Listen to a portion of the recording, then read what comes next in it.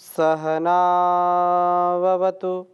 सहनौ भुनक्तु सह वीर्यं करवावहै तेजस्विनावधीतमस्तु मा विद्विषावहै। ओम शांति शांति शांति। वैदिक जीवन पद्धति की इस कक्षा में आप सभी श्रोताओं का, दर्शकों का हृदय की गहराइयों से हार्दिक स्वागत है, अभिनंदन है। वेदो अखिलो धर्ममूलम, वेद सब सत्य विद्याओं का पुस्तक है। वेद का पढ़ना, पढ़ाना, सुनना, सुनाना तथा अपने आचरण मिलाना हम सभी श्रेष्ठ जनों का, आर्यों का परम कर्तव्य है। यज्ञमय जीवन हो, योगमय जीवन हो, आरोग्यमय जीवन हो, तो हम अपना भी और इस संसार का उपकार कर पाते हैं, श्रेष्ठ जीवन जी पाते हैं। क्योंकि यदि हम अपने तन के, मन के और वतन के रोगों का समाधान नहीं खोजते हैं तो इसका तात्पर्य यह है कि हम अपने जीवन को अंधकार की ओर ले जा रहे हैं। हमको प्रकाश से युक्त होना है, हमारा जीवन कल्याणकारी हो। आत्मनो मोक्षार्थम जगत हिताय च, आत्म कल्याण से विश्व कल्याण की इस पावनी परंपरा का हम निर्वहन करने वाले बने। अपना स्वयं का भी कल्याण करना है और संसार का भी कल्याण करना है। त्यागमय जीवन जीना है। त्यागमय जो जीवन जीता है वही जीवन वास्तव में बहुत यशस्वी होता है। पिछली कक्षा में हम चर्चा कर रहे थे ऋग्वेद के 7वें मंडल के प्रथम सूक्त के तीसरे मंत्र पर चर्चा चल रही थी, और जिसमें ये कहा था कि हमारे घरों में सदा यज्ञाग्नि प्रदीप्त रहे। यज्ञ की अग्नि कभी शांत नहीं होनी चाहिए, कभी बुझनी नहीं चाहिए। और दूसरी बात ये कही थी कि हम पूरे घर भर, पूरा परिवार मिलकर के यज्ञ करें, क्योंकि यज्ञ से ही हमारे जीवन का और इस जगत का कल्याण होने वाला है। यज्ञ करेंगे, योग करेंगे तो निरोग रहेंगे, तन से, मन से, वतन से। उसी चर्चा को और आगे भी बढ़ा रहे हैं और बहुत ही सुंदर बात कही है कि हमारा यह संपूर्ण जीवन यज्ञमय हो। बहुत सुंदर हमारे जो है कवियों ने बहुत गीत भी यज्ञ पर लिखे हैं। तो यज्ञ की जो भावना है, जो कल्याणकारी भावना है, उससे हम सदा ओतप्रोत रहें, उससे न्यून हमारा कभी भी उत्साह ना हो। यज्ञ जीवन का हमारे श्रेष्ठ सुंदर कर्म है। यज्ञ का करना कराना आर्यों का धर्म है। यज्ञ से हो दिश सुगंधित, शांत हो वातावरण। यज्ञ से सद्जान होवे, यज्ञ से शुद्धाचरण। यज्ञ से हो शुद्ध काया, व्याधियाँ सब नष्ट हो। यज्ञ से सुख संपदा हो, दूर सारे कष्ट हो। यज्ञ से दुष्काल मिटते मिटते, यज्ञ से जल वृष्टि हो। यज्ञ से धन धान्य हो, बहुभांति सुखमय सृष्टि हो। यज्ञ है प्रिय मोक्ष दाता, यज्ञ शक्ति अनूप है। यज्ञ में यह विश्व है, विश्वेश यज्ञ स्वरूप है। यज्ञ में अखिलेश ऐसी आप अनुकंपा करें। यज्ञ के प्रति आर्य जनता में अमित श्रद्धा भरें। यज्ञ पुण्य प्रताप से सब पाप ताप तिमिर हरें। यज्ञ नौका से अगम संसार सागर से तरें। हृदय में मेरे भगवन एक ओम नाम निकले, चलते वा फिरते सोते एक ओम नाम निकले। यज्ञ के प्रति आर्य जनता में अमित श्रद्धा भरे। यज्ञ नौका से अगम सागर ये संसार सागर तरें। हम संसार सागर से, इस भव सागर से, असार संसार से पार उतरें, पार जाएं, उसके लिए यह बहुत सुंदर उपाय है यज्ञमय जीवन। और इसी बात को और भी आगे कहा है। तो प्रथम यज्ञ से हम कितने यशस्वी होंगे उसके लिए बहुत सुंदर बात कही। वेद मंत्र लिखता हूँ, फिर चर्चा करूँगा। ओम दानो अग्ने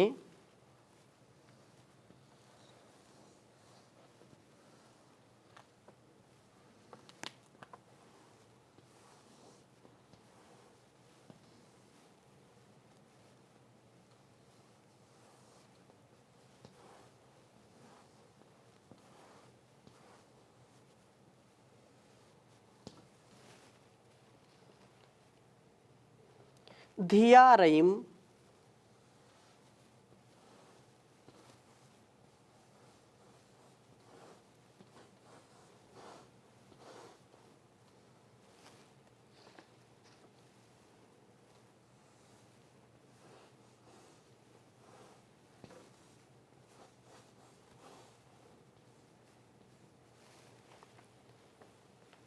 सुवीरम स्वपत्यम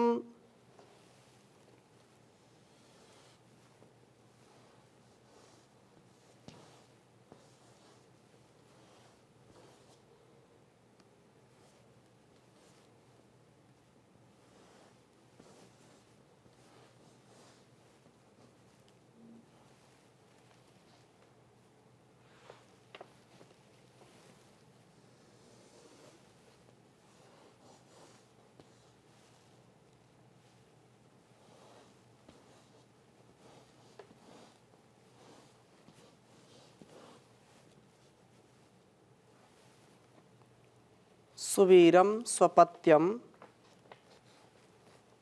सहस्य प्रशस्तम।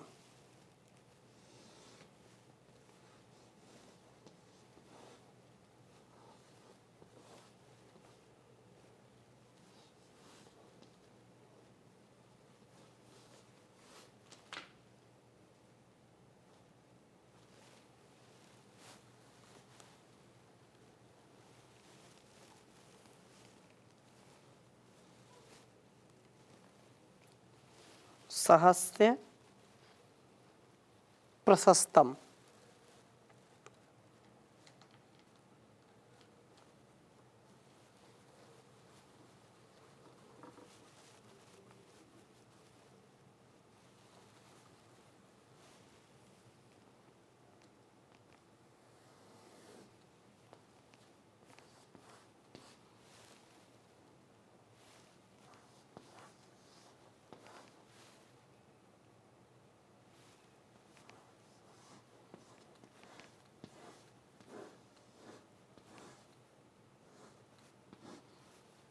सहस्य प्रशस्तम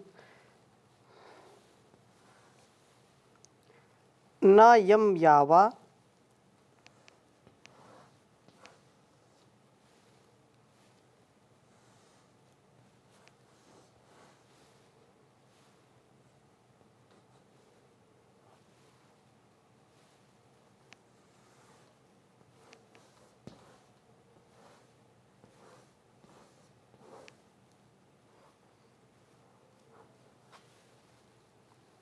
तरति यातु मान मावान।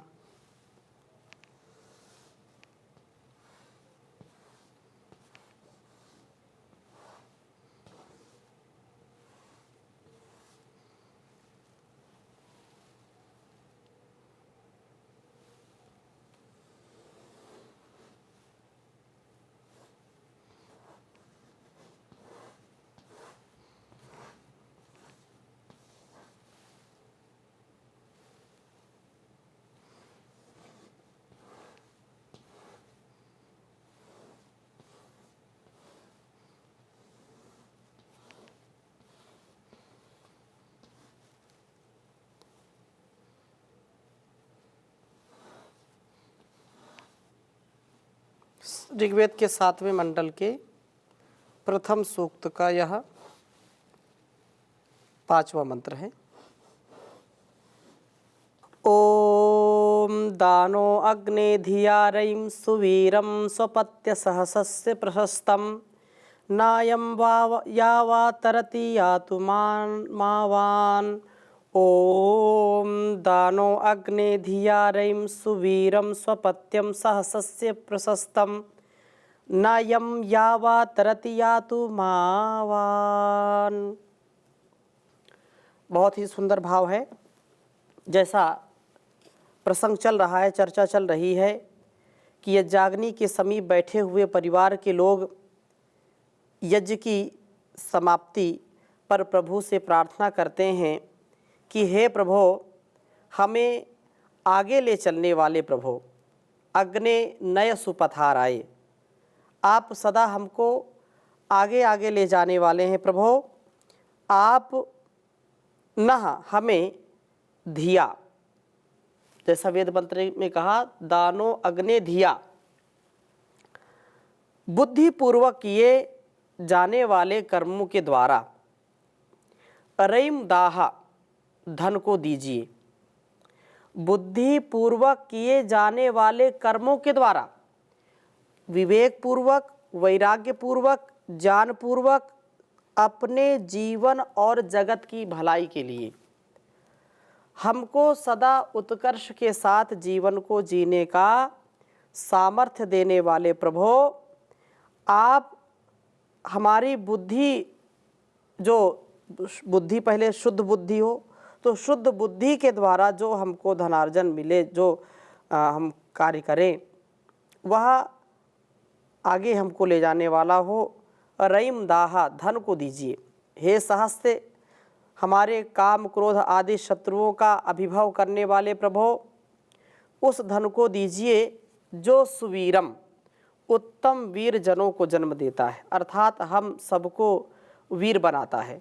हम कभी भी अपने जीवन और जगत के जो नियम हैं, उन नियमों का उल्लंघन करके कभी भी श्रेष्ठ उत्तम जीवन नहीं जी सकते हैं। जीवन की उत्कर्षता के लिए, जीवन को सुंदरता से जीने के लिए, योगमय, यज्ञमय, कल्याणमय बनाने के लिए उत्तम बुद्धि से युक्त कार्य करेंगे, तभी जीवन हमारा अच्छा होगा। और सहस्य, हमारे जो काम क्रोध लोभ मोह आदि हैं, उनका आप अभिभव करो, क्योंकि कामी व्यक्ति, क्रोधी व्यक्ति, लोभी व्यक्ति त्याग में जीवन नहीं जी पाएगा। और जैसे हम यज्ञ करते हैं तो यज्ञ में जितनी सामग्री होती है, घृत हो या जो भी सामग्री हो, जब हम उसमें डाल देते हैं तो वह अपना अस्तित्व मिटा देती है, जल कर के भस्म हो जाती है। परंतु जब जल कर के वो भस्म होती है, राख बन जाती है, उससे जो उसका तत्व है, उससे जो उसका जो है उपकार करने वाला जो पदार्थ है, या घृत का हम उदाहरण दें तो 1 चम्मच घी डालेंगे तो कितने कई टन उससे ऑक्सीजन परिशुद्ध हो जाती है। नैनो टेक्नोलॉजी है यज्ञ का यह अनुष्ठान। तो जो इसमें हम आहुति डालते हैं औषधियों की या मिष्ट पदार्थों की, रोगनाशक या जो है पुष्टिकारक जो पदार्थ हैं, इससे वे सदा हमारा कल्याण करते हैं, लेकिन अपने आप को नष्ट करते हैं। ऐसे ही हमको यज्ञ जीवन जीने के लिए अपने आप को नष्ट करना पड़ता है, अपने आप को निछावर करना पड़ता है, अपने आप को अनकंडीशनल सरेंडर रखना पड़ता है, तब जाकर के हम उत्तम वीरता, धीरता, गंभीरता से युक्त होते हैं। हम जो वास्तविक धन है उसके अधिकारी बन जाते हैं। कहा स्वपत्यम, उत्तम संतान वाला बना देता है। तथा प्रशस्तम, प्रशंसनीय, यहाँ जो कहा है कि प्रशस्तम, सहस्ते प्रशस्तम, प्रशस्त जीवन वाला बना देता है, प्रशंसनीय जीवन वाला बना देता है। साधनों से ही जिसका अर्जन हुआ है, वो प्रशस्त साधन, अच्छे साधन से हमारे लिए उत्तम धन को दीजिए प्रभु। और यम, जिसको या तुम आवान हिंसा की भावना से युक्त, यावा आक्रांता शत्रु न तरती, बाधित नहीं कर पाता है। प्रभु हम यज्ञशील पुरुषों को वह धन दें जो हमें वीर बनाए, उत्तम संतान वाला बनाए, प्रशस्त जीवन वाला बनाए और चोर से चुराया न जाए। जो लोग बुरे आचरण वाले हैं, जो सदा बुराई से युक्त जीवन जीते हैं, उनसे कभी भी हम हताश न हों, उनके द्वारा हम कभी सताए न जाएं, और वो सताने वाले हों तो भी हमारे जीवन में इतनी उत्कर्षता हो, इतनी प्रकर्षता हो कि हम कभी भी उनके द्वारा किए गए जो हमारे अहित के लिए किया गया कर्म, वो हमारे यज्ञी कर्म से वो सदा द्रवित होता रहे, सदा उसका पतन होता रहे, सदा उसका नाश होता रहे।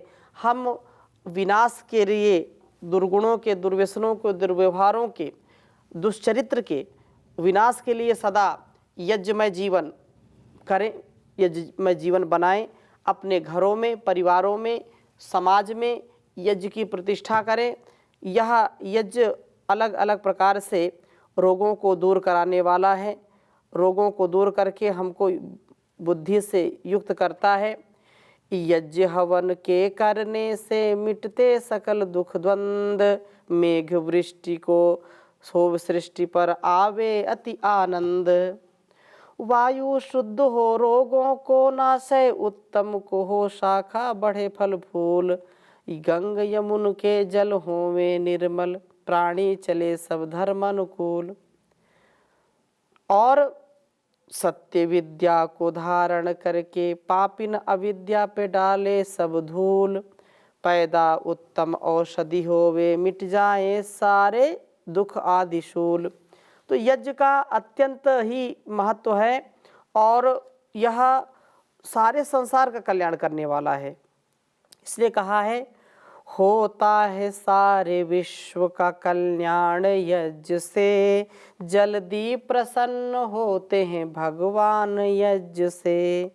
होता है सारे विश्व का कल्याण यज्ञ से, जल्दी प्रसन्न होते हैं भगवान यज्ञ से। ऋषियों ने ऊंचा माना है स्थान यज्ञ का, भगवान का है यह यज्ञ, भगवान यज्ञ का। जाता है देवलोक में इंसान यज्ञ से, जाता है देवलोक में इंसान यज्ञ से। होता है सारे विश्व का कल्याण यज्ञ से, होता है सारे विश्व का कल्याण यज्ञ से।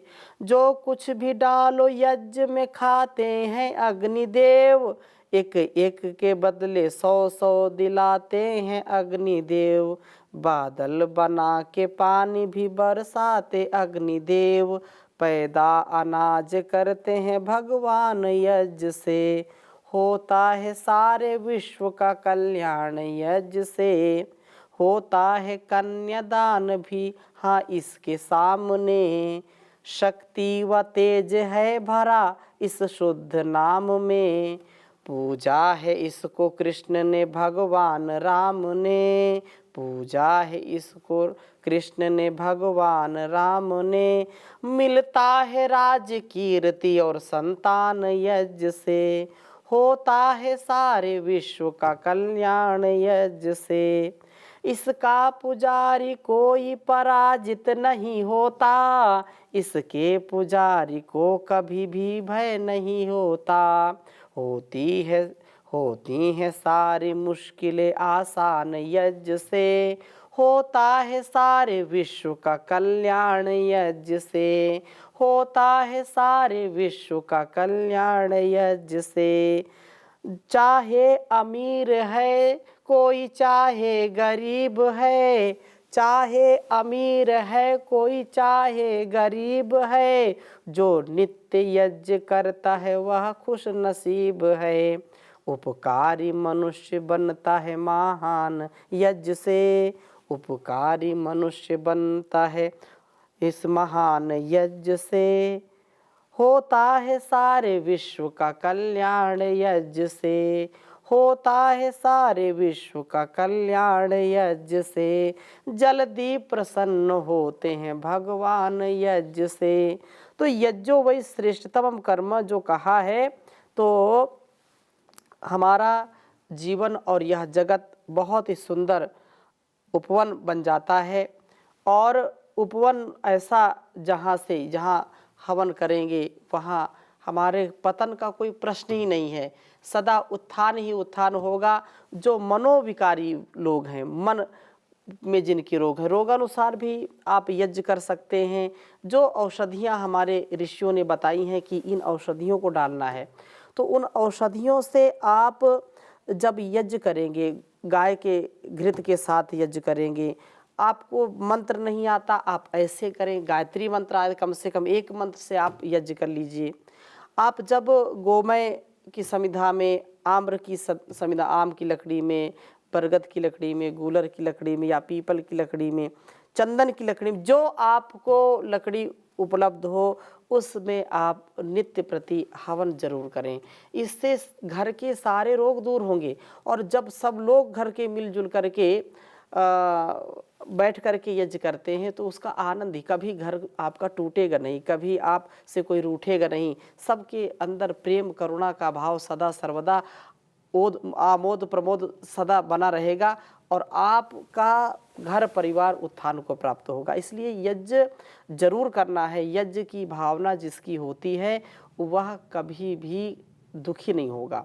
यज्ञ की जिसकी भावना होगी, कल्याण की जिसकी भावना होगी, वह व्यक्ति रोगी नहीं होगा। यदि आपको रोग है तो रोगानुसार औषधियों का आप प्रयोग करके आप निरंतरता के साथ, क्योंकि पहले घरों में, हर घर में यज्ञ होता था, और फिर धीरे धीरे वह स्वरूप बिगड़ता गया।